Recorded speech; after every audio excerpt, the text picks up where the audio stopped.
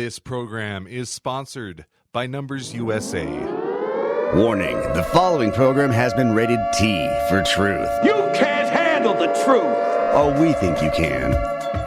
Welcome to the Naked Truth Report with your host, truth warrior and mythbuster Kathleen Wells. The place where we distinguish fact from fiction, where data is used to drive points home, and where Kathleen takes the position that Democrats and black politicians have destroyed black America. Welcome to the Naked Truth Report. Now, your host, Kathleen Wells. Oh, hi. Welcome to the Naked Truth Report, my truth warriors and mythbusters. Let's see, last week, this is what I want to talk. Before I get into the show, I want to mention what? I want to mention that, I saw Lawrence of Arabia for the first time last week. I want to see the classics. There's certain movies that are classics that I haven't seen and I want to see, and so I'm now beginning to watch them. So I saw Lawrence of Arabia. That was interesting. And what else did I see? I can't remember. Okay, what I want to mention is also this. So we had the election, and this is what I discussed last Sunday, that Ohio was going to the Ohio race caucus took place. So what do you think about those results? Okay, and then New Hampshire is on the 23rd. Also, Vivek has suspended his campaign, and Ron DeSantis has suspended his campaign today. Both have endorsed Trump. I think, what's the other guy? Asa Hutchinson. Didn't he leave the campaign trail? But I think he left quite a while ago. I'm not sure. I don't remember seeing him suspend his campaign. I know he got some votes in Iowa. Not many. He came in last. In fact, there was some guy named Binkley or something that got more votes than Asa Hutchinson. This comeback of Trump is the biggest comeback ever in American political history. It's a huge deal. It's a big deal. No one anticipated it, but now they seem to be coming to terms with the idea that Trump is going to be the Republican nominee. But not only that, they're coming to terms with the idea, with the notion that Trump is going to beat Biden. Everyone is coming to terms with that. Now, the only thing we're concerned about is what? We're concerned about whether or not there's going to be some shenanigans, and we're anticipating that some shenanigans will take place, right? They'll do anything. They have some trick up their sleeve. Rumor has it that another virus is going to be released on the American people soon. Just in time for the election, just in time to do mail-in balloting again, right? Mail-in balloting. And another thing I want to mention is that they did do a, let me bring it up real quick. Where is it? Okay, they did do, Friday, a federal court in Atlanta, J. Alex Halderman was able to hack a Dominion voting tabulator in front of U.S. District Judge Amy Totenberg using only a pin to change total votes. This is part of a long-running lawsuit by election integrity activists set as a bench trial. Plaintiffs seek to remove what they say are insecure voting machines in Georgia in favor of secure paper ballots. So the issue is, yes, they will do whatever they can to cheat the Democrats. We know they will. We don't know what's going to be done exactly, but we can anticipate it. Also, Biden isn't even on the ballot in New Hampshire. This is interesting because you see they changed the first day for Democrats to be South Carolina. Oh, this is the other thing I want to say. With Fannie Willis and Letitia James and what black women did in South Carolina, this is what I say on my social media. I said, listen, Americans do not like black American women anymore, okay? And I'm a black American woman. Americans can't stand us because we put Black American women in South Carolina put Biden on the American people. But for them, we would not have Biden because Biden came in 5th in New Hampshire or Iowa. He was trailing. He didn't get any traction until he went to South Carolina and those black women voted for him. And then now we see what's going on with Fani Willis. It's like this desire. I'm not surprised if black American women are. Listen, I'm not surprised if Americans just don't like us anymore. That's how I should put it, right? Is that how I should say it? I wouldn't be surprised. I would understand if Americans no longer like black American women. Should I put it like that? It's understandable. Because what Biden has done to our country, what he has done in the 3 years that he's been in office. We've got, 8, 9, 10 million illegal aliens coming into the country. Can you the notion that people are actually thinking about voting for Biden again? That idea is so repugnant. I can't even imagine. Are these people thinking? And they call into Washington Journal and they say, I don't like Biden, but let me tell you, he's better than Trump. What? How can these people, they say it's Trump derangement syndrome, but they have a problem. They're mere ideologues. They have a serious problem. I don't know why they hate Trump. And a lot of people call in and they say, well, I don't know what Trump did that was beneficial. Because they don't listen to what Trump is. They don't watch. You have to watch alternative media, for one. I mean, because even Fox is not good enough. You have to watch You have to watch Bannon's War Room to find out what's going on. You have to watch things like You have to read Revolver News. You have to do other things other than watching legacy media, because the legacy media is hate Trump news for 8 years straight. Nothing positive. I don't think Washington Journal has had anything positive on ever about Trump. They had Ben Carson on once, and he was on with another guy. What was the other guy's name? He was on with Benjamin Crump.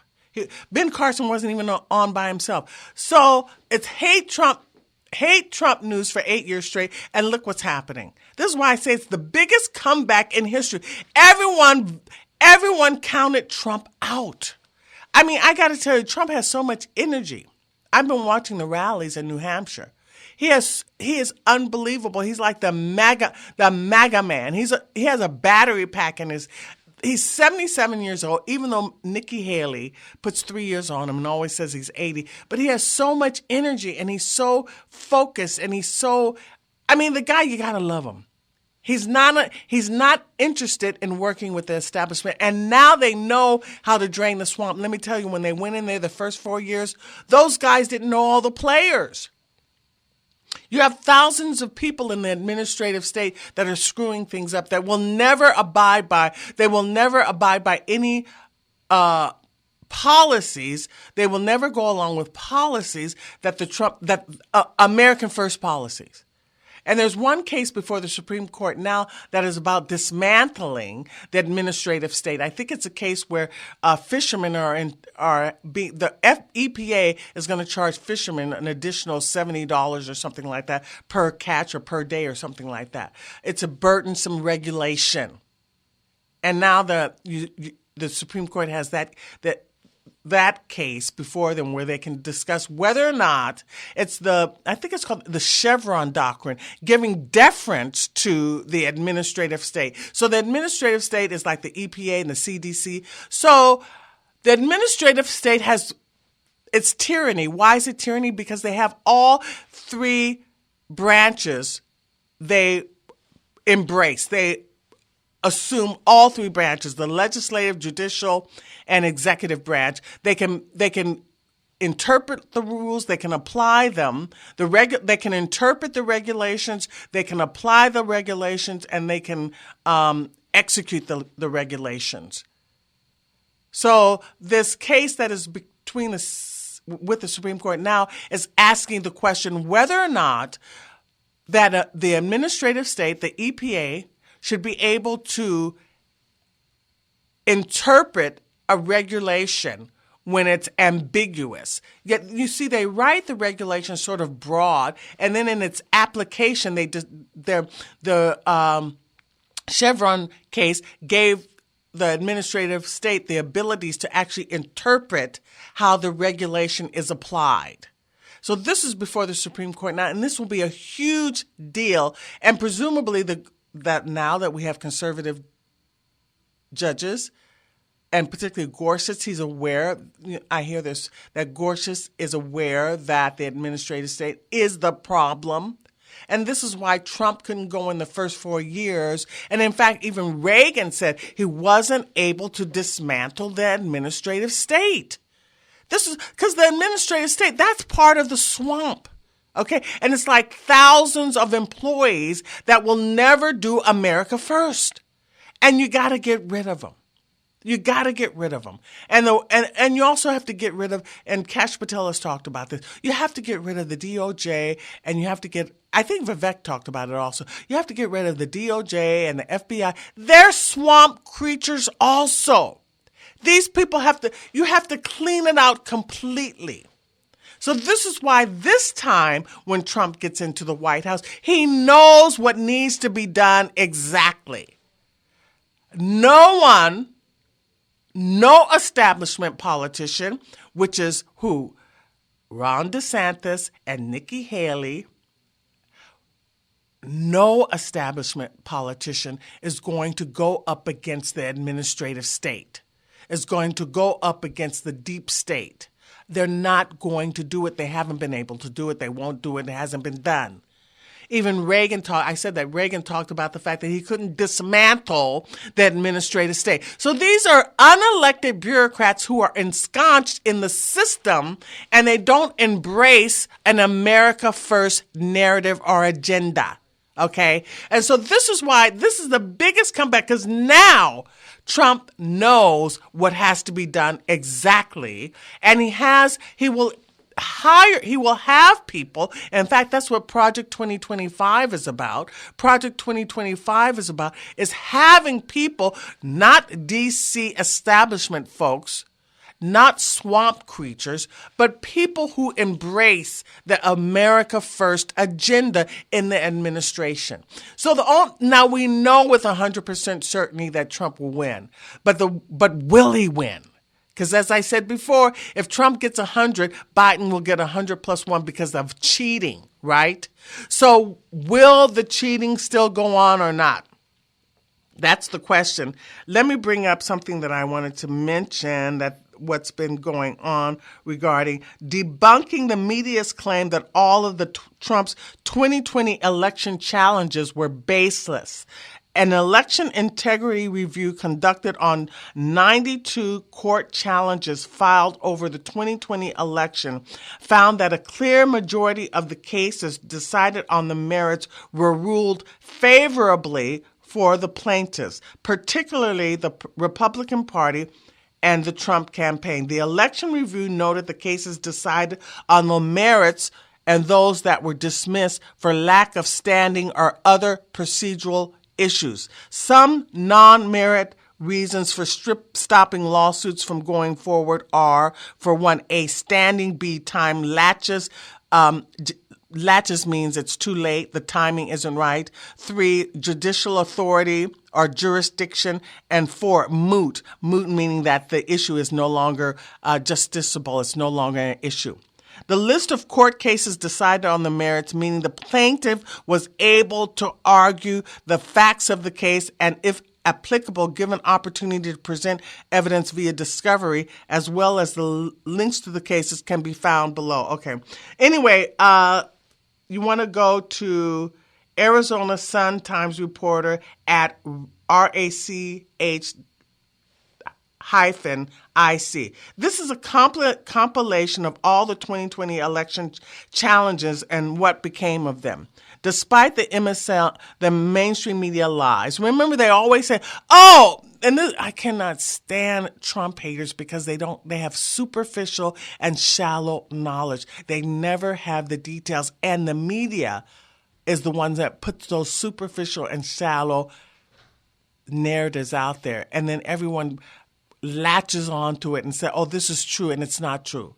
So they always say, Trump lost all those 60 cases, so there was obviously no election interference. There was no fraud. He lost all those 60 cases. Well, this goes through all of the cases, and it wasn't 60 cases that were found no evidence of wrongdoing. There were actually 92 cases with only 30 decided on the merits, and of those 30, Trump and or the GOP plaintiff prevailed in 22 of them. So that says to me what?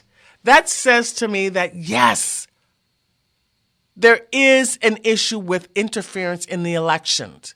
And this time, some say, oh, Trump supporters, Trump has to do so well. He has to do so well. So many people have to turn out for Trump that the margin is so large that they can't cheat. Well, we can't really count on that, can we?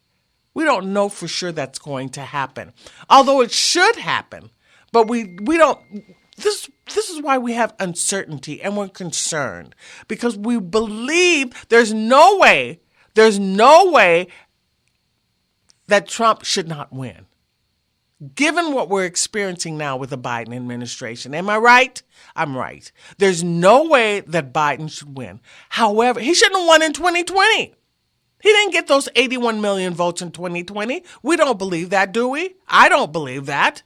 But you see what we're left with. And the notion and the idea that we're going to be left with another 4 years of Biden because of what? Cheating. I just can't believe it's going to happen. But when you're listening to the media, the legacy media, the normal, it seems like everyone is coming to terms with the fact that Trump is going to win. And also the folks over at Davos are coming to terms with the fact. I don't think I talk about what's going on with the World Economic Forum. I never mention it, do I?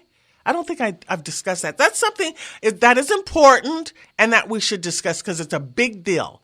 And it goes into the treaty and all this, the bioweapon and COVID-19, the vaccine and all this stuff and how they want to control. It's all about control and making us lose our independence and sovereignty. Ryan, do you have this, the audio of the guy speaking at Davos?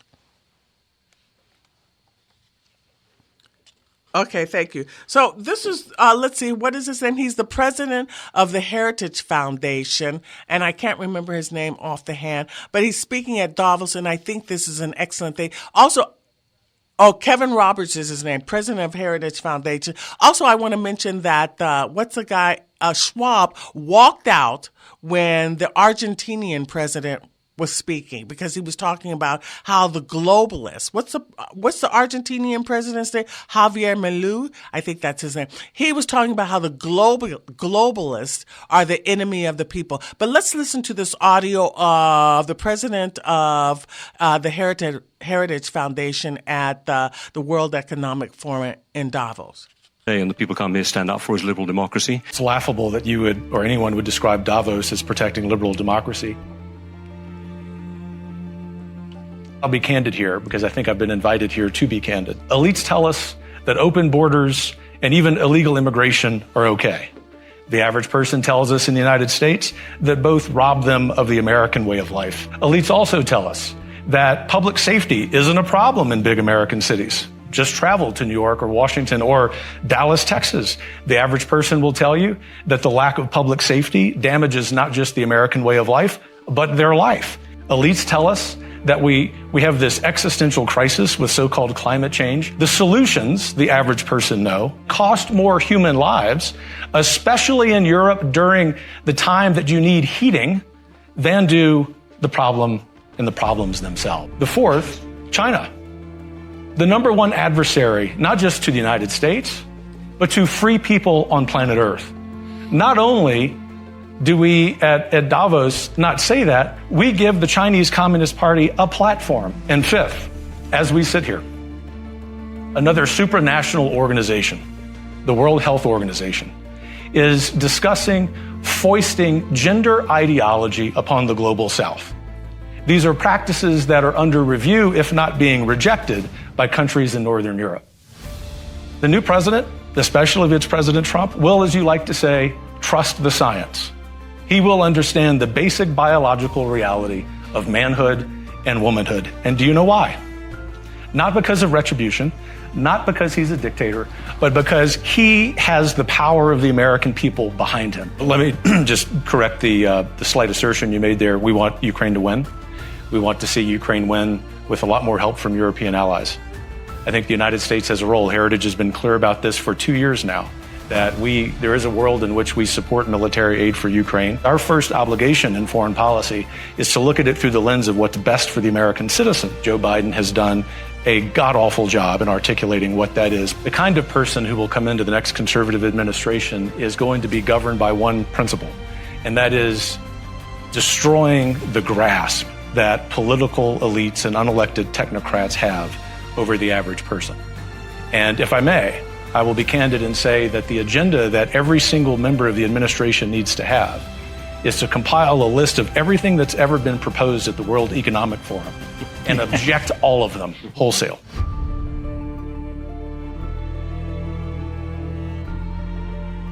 That was Kevin Roberts, president of Heritage Foundation. And then Blackstone CEO Steven Schwartzman tells Davos crowd that the U.S. is not prepared for 4 more years of Biden's $2 trillion deficits, 8 million illegals invading America, and a debt to GDP ratio going higher and higher. So surprisingly, there are folks at the Davos crowd that are under the impression that, maybe Trump is going to win. Probably Trump is going to be the winner. They're coming to terms with that idea. And they're trying to figure out how to maneuver within that idea. And it's amazing, I think, that they have invited, that these elites, I don't think the Heritage Foundation, they're sort of like establishment, don't you think? But they're adopting the America First agenda now. What he said about Ukraine, I don't go along with that because I've listened to Colonel Douglas Macgregor, and he said, this is an interview that Colonel Douglas Macgregor just conducted with Judge Napolitano. You can find that on YouTube. It's excellent interview. All of Colonel Douglas Macgregor's interview are excellent. He did one also with Tucker Carlson. The one he did with Tucker Carlson, he says everything that we were told about Ukraine is a lie. It's all a lie. And also the one that he did with Judge Napolitano, he says Ukraine is a dead nation state. They're finished. They have lost 500,000 soldiers. Russia has only lost 50,000, and they have more waiting on the western side, northwestern side. I think it's northwestern side of Ukraine, because the U.S. soldiers may come in and try to replace the no longer present Ukrainian soldiers. And so there's like 150,000 Russian soldiers waiting in the wings to see if U.S. soldiers come in to do the fighting for the Ukrainian soldiers. So Ukraine is finished. So if Ukraine is finished, if Ukraine is a dead nation state, why are we sending $60 trillion or $60 billion to Ukraine? Why is that even an issue? And that lets you know that our politicians are no good. They're not listening to the will of the people. And I'm glad that this is the ultimatum that is given. The House is taking this, giving this is a House bill. Close the border or no money to Ukraine. We're willing to close the border or close the government. One or the other. You can't have both. If you don't close the border, there's no funding. We're going to close the government. That's the position the House is taking, and whether or not Speaker Johnson will stay firm on that position, because the Oklahoma senator, what's his name? It's on the tip of my tongue. I can't remember. But the senator out of Oklahoma, he has a Senate bill that is willing to give work permits to illegal aliens, and $5,000 a day is okay. Can you imagine? This is the Naked Truth Report. I'm Kathleen. Call in and talk to me about what you think is going to happen with New Hampshire. We didn't touch on Nikki Haley. When we come back from the break, I'm going to talk about Nikki Haley. Okay, we'll be right back. Welcome back to the Naked Truth Report. I'm your host, Kathleen Wells. So, Blackstone CEO Steven Schwartzman tells the Davos crowd that the U.S. is not prepared for 4 more years of Biden $2 trillion deficits, $2 trillion deficits, 8 million illegals invading America, and a debt to GDP ratio going higher and higher. Also, Jamie Dimon, the CEO of JP Morgan Chase, says that he wants to give a warning of a 1970s style scenario that combines high inflation and a recession rather than a soft landing. You see, we're in trouble. The financial situation here is precarious, and now is the time to call veteran-owned Midas Gold Group. Why? Because gold is a hedge against turbulent times.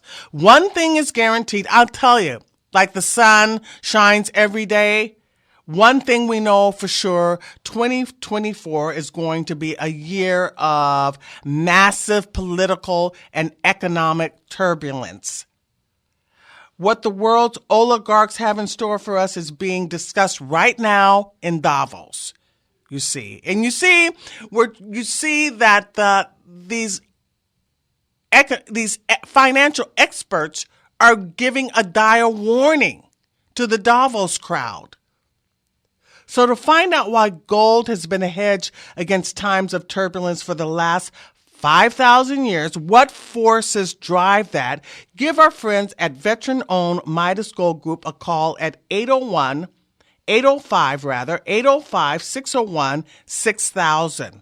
That's 805-601-6000. In fact, Bloomberg Intelligence says because of deteriorating financial conditions, gold has the potential to reach a high of $3,000 an ounce. Economists are forecasting an all-time high for gold. So you don't want to miss this opportunity. So what better time than now to give veteran-owned Midas Gold Group a call at 805-601-6000. Write it down. It's a good thing. Explore your options. Take advantage of this opportunity. Know that the financial position right now we're facing is going to be very dire and precarious. So give them a call at 805-601-6000. It's good financial stewardship, and you don't want to miss the opportunity. You can visit them online at MidasGoldGroup.com. And the number again is 805-601-6000. That's 805-601-6000. So now I want to talk about what? Nikki Haley. Can you believe Nikki Haley? She is unbelievable to me, don't you think? It's like for me, Nikki Haley is sort of like Hillary Clinton 2.0. First of all, any woman that, I know this is going to sound sexist. You guys know I'm not politically correct. And this will sound sort of sexist, but I think any woman that wants to be president is kind of like weird a little bit, because politicians are not good people. They're not decent people. They're liars. They're phonies. They have to lie about everything. Trump is not a politician per se. He's a politician now because he knows the country needs him because we're in such dire strait, but he's not necessarily a politician. He isn't a politician at all. He's a businessman, and it's better to have a businessman. But politicians have now become a profession. When the country first started in its early days, they weren't supposed to be politicians, professional politicians. They were supposed to be your community people, your folks in the community going up to D.C. going and working for the people. But now we have professional politicians, and you see how they operate. You see how first of all, Nikki is a backstabber. So is DeSantis. They backstabbed Trump. Now, I don't think, as a woman, I think being a backstabber and being disloyal is not a good character trait. It means you're untrustworthy. So Nikki Haley, and she's narcissistic, I think.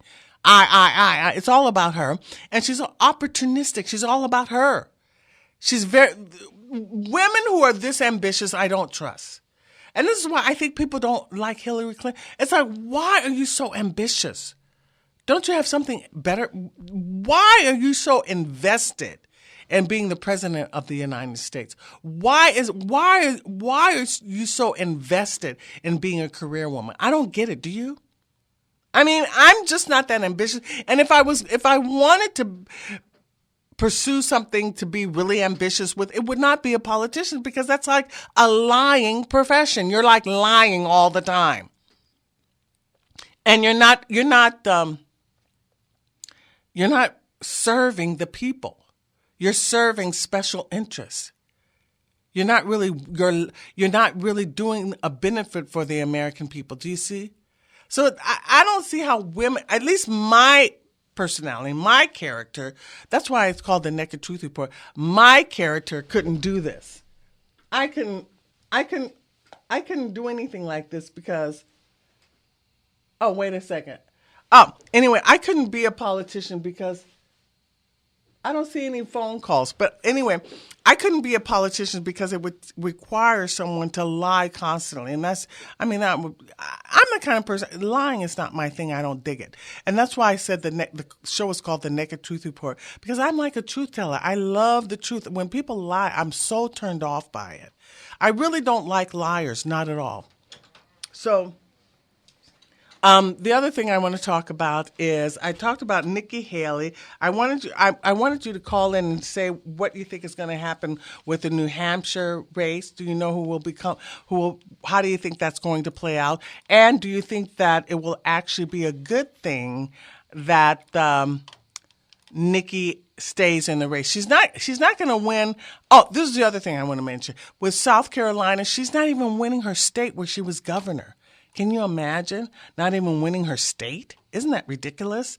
And Tim Scott endorsed Trump,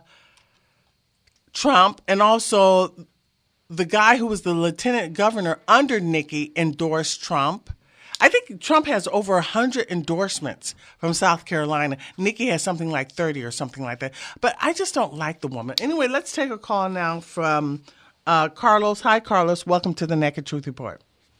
Well, hi, Kathleen. Well, listen, I agree with you. There's some of these women are really, really ambitious, and it blinds them. Their search for power, right, and their acquisition of power blinds them to the extent that they're willing to undermine their countries, right, just to be in the limelight. It's so that feeling of power. It's so unattractive, isn't it? Obvious. It's a very unattractive quality in a woman, wouldn't you think?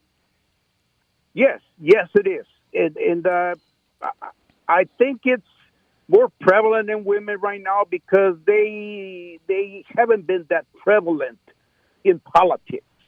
And so now Nikki they really want to get out there, and they'll go to any extent. Right. And Nikki has it bad, like Hillary. And Kamala. Exactly, like Hillary and others. There's others out there. You know, she's not the only one. Kamala has it bad, too. They have it really bad. They're right. Yeah, they have it really... Exactly. Because, this is the thing. They're not even qualified. Hillary may be qualified, but Kamala and Nikki, they don't have the chops or the mental strength. They're not super smart. Like...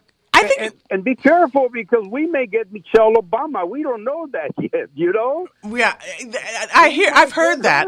I've heard that, but I can't imagine. They said that's going to happen. Listen, I'm deeply worried for our country. I think we're going to have a revolution here, probably at the end of the year. Remember that Hollywood is in touch with the intelligence communities, and they get previews of what's coming up in politics. And they're going to have the movie Civil War coming up in March. And see, that's giving us a preview of where we might be heading. And and possibly, let's say something goes wrong that maybe Trump gets elected. I'm a Trump man, okay? But I'm not totally for him, but I'd rather vote for him than Biden any day.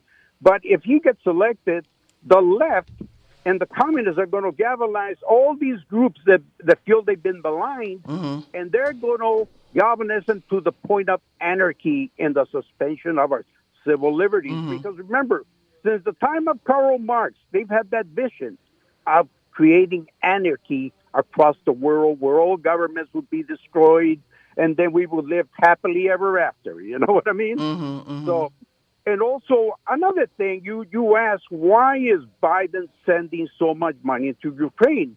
Well, you know, I listened to an Air Force intelligence officer named Tex Mars, who's now dead.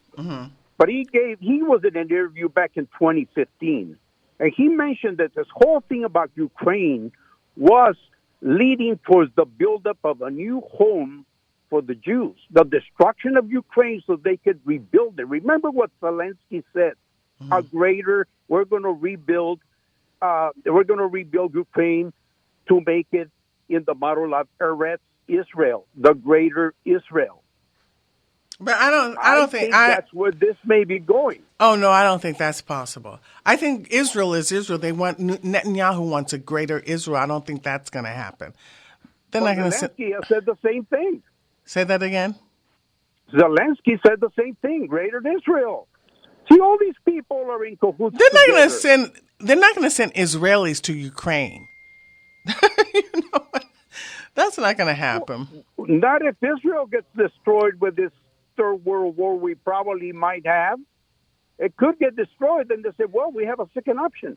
It's all go to Ukraine. It's not funny. It's not funny. But well, no, it's not funny. I'm talking seriously. No, I think that I do. Colonel McGregor and Scott Ritter have both said, and even John Mearsheimer have all three said this is not a good thing. What's happening with Israel?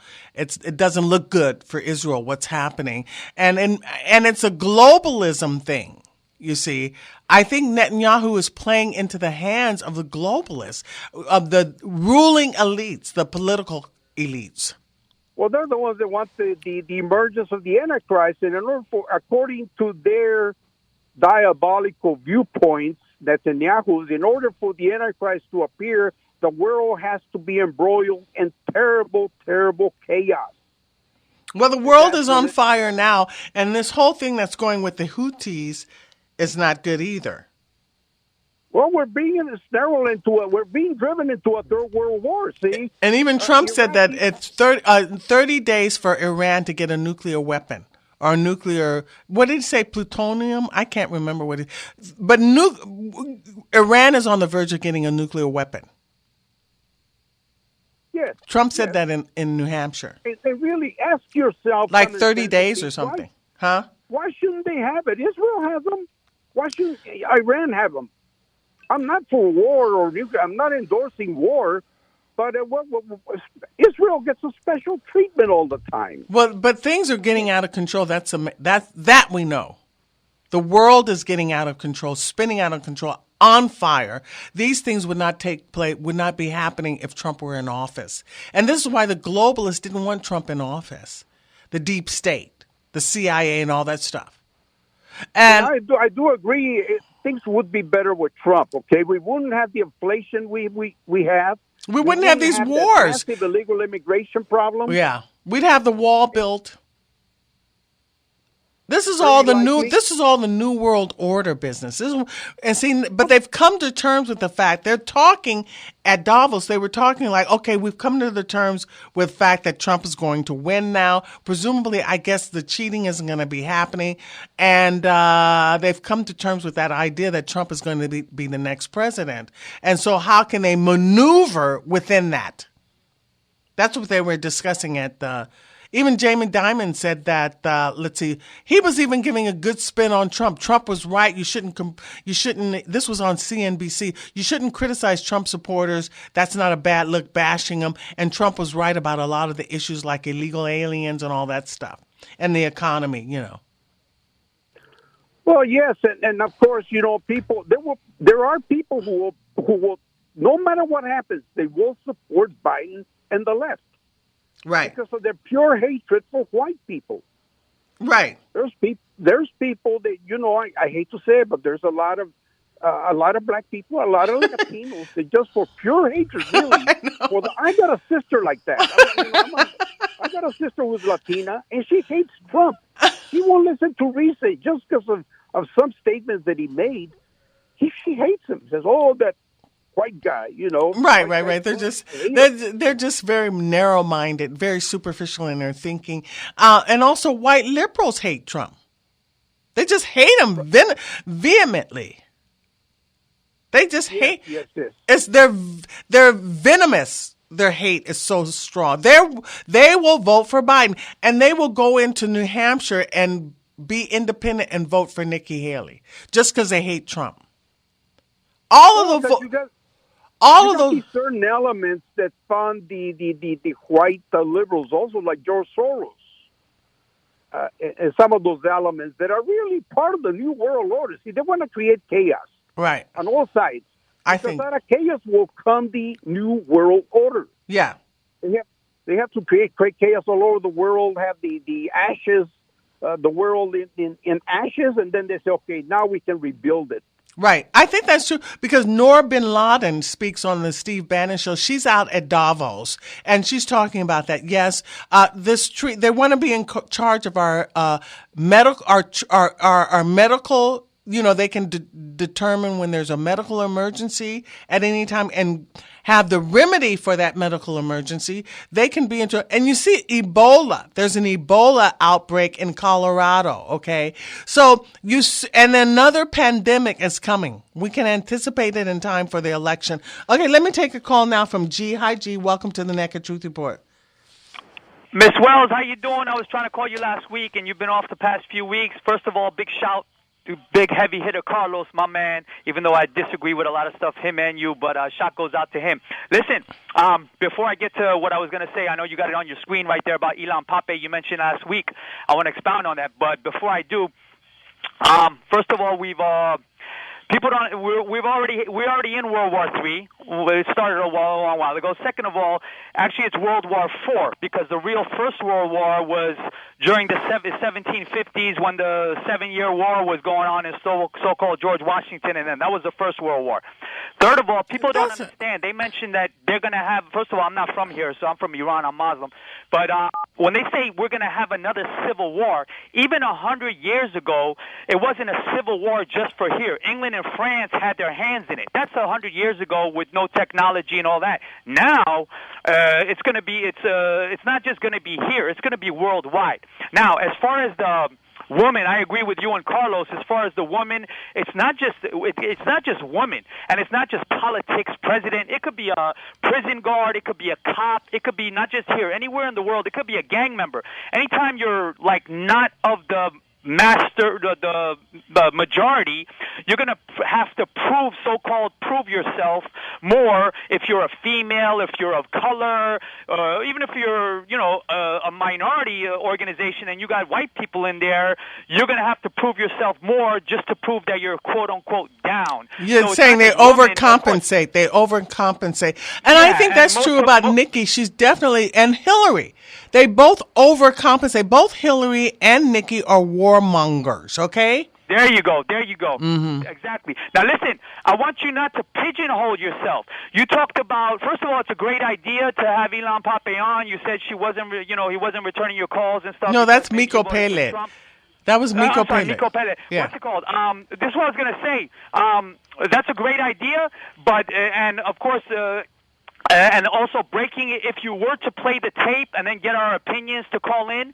No, Linda doesn't want to do that. Linda doesn't want to do that. She's not interested in that. Linda called in. She said she's not interested in hearing that. So my people, we're interested in the elections, okay? We're interested in New Hampshire. So the question. Who's Linda, your caller? Yeah, my caller. And she just one. Yeah, no, that's one call. Yeah, but she represents all my callers, okay? So, so the thing. No, she's. No, listen. We're talking. This is what's important right now, the election. Okay, America first. This is what's important right now, G. Trump, America first. Okay, listen. This is what we're I'm not focused just on saying- right now, okay? Stay focused. I'm not saying this week or next week. Right. All right. But what I'm saying is, it's a great idea not to play the whole hour because you only have an hour a week. Hopefully, I wish you had more, like 3 hours a day or so on, and then you could. But breaking it up into a half hour is a great idea.